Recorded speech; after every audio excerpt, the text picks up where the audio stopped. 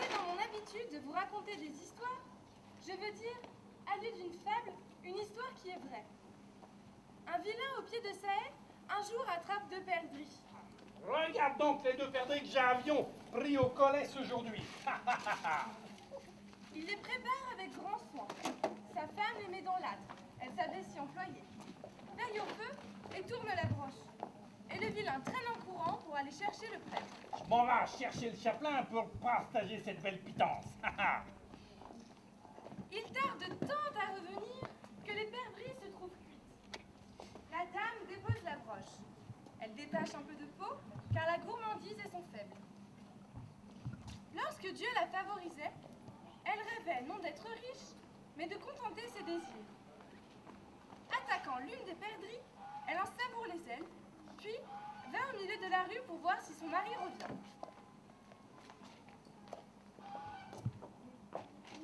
Ne le voyant pas revenir, elle regagne la maison et sans tarder, elle expédie ce qui restait de la perdrix, pensant que c'eût été un crime d'en laisser le moindre morceau. Elle réfléchit et elle se dit qu'elle devrait bien manger l'autre. Elle sait ce qu'il dira si quelqu'un vient lui demander ce qu'elle a fait de ses perdrix. Elle répondra que les chats, comme elle mettait bas la broche, les lui ont arraché des mains, chacun d'eux emportant la sienne. Elle se plante dans la rue afin de guetter son mari.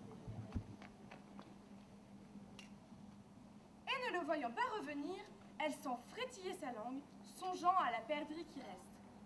Elle deviendra enragée si elle ne peut en prendre ne serait-ce qu'un petit bout. Détachant-le doucement, elle le mange avec délice. Elle s'en pourlèche les doigts et dit: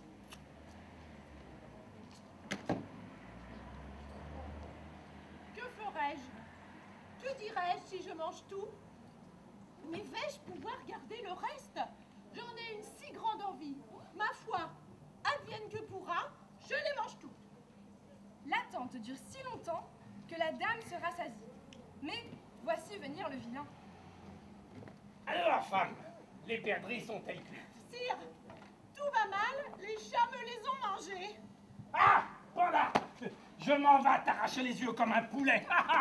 C'était pour rire. Arrière, suppôt de Satan. Je les ai gardées bien au chaud et bien couvertes.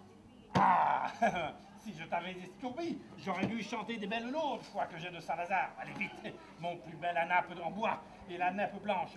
Je m'en vais l'étaler sur ma chape que j'étends là, sous cette treille. Ah, ce dans le pré. Mon cher mari, prenez donc ce grand couteau. Il a bien besoin d'être affûté. Allez l'affûter sur cette petite pierre dans la cour. Ah, ça, tu as raison. L'homme jette sa cape et court, son couteau tout nu dans la main. Mais arrive le chapelain, qui pensait manger avec eux. Il va tout droit trouver la dame et l'embrasse très doucement. Mais elle se borne à répondre. Oh, sire, ou plutôt fuyez, fuyez, je ne veux pas vous voir rogner ni votre corps mutilé. Mon mari aiguise son grand couteau et il prétend que s'il peut vous tenir, il va vous couper les cheveux. Ah, puisses-tu songer à Dieu, que dis-tu là? Nous devions manger les 2 perdrix que ton mari a chassés ce matin. Hélas, il n'y a ni perdrix ni oiseaux. Cela aurait fait un bien beau repas. Votre malheur me ferait peine, mais regardez-le donc là-bas, comme il aiguise son couteau. Je le vois par mon chef, tu dis, je crois la vérité. Et le prêtre, sans s'attarder, s'enfuit le plus vite qu'il peut. Au même instant, elle s'écrie. Sire, sire Combon, venez vite. Mais qu'as-tu, que Dieu te garde? Oh, ce que j'ai, tu vas le savoir. Si vous ne pouvez courir vite, vous allez y perdre, je crois. Car par la foi que je vous dois, le prêtre emporte vos perdrix. Ah, faquin! Ah, coquin! Ah, mais vous les emportez pas! Mais vous les emportez toutes choses! Ah, mais si j'arrive à vous rattraper, vous devrez les laisser! Vous seriez bien mauvais camarade à vouloir les manger sans moi! Ah! Et en regardant derrière lui, le chapelain voit le vilain qui accourt, le couteau à la main. Il se croit mort s'il est atteint. Il ne fait pas semblant de fuir, et l'autre pense qu'à la course, il pourra reprendre son bien. Mais le prêtre, le devançant, vient s'enfermer dans sa maison. Oui! Oui! Oui! Oui!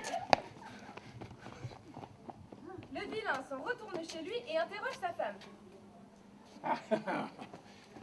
Dis-moi, il va bien falloir me dire comment comment il t'a pris ces perdrix.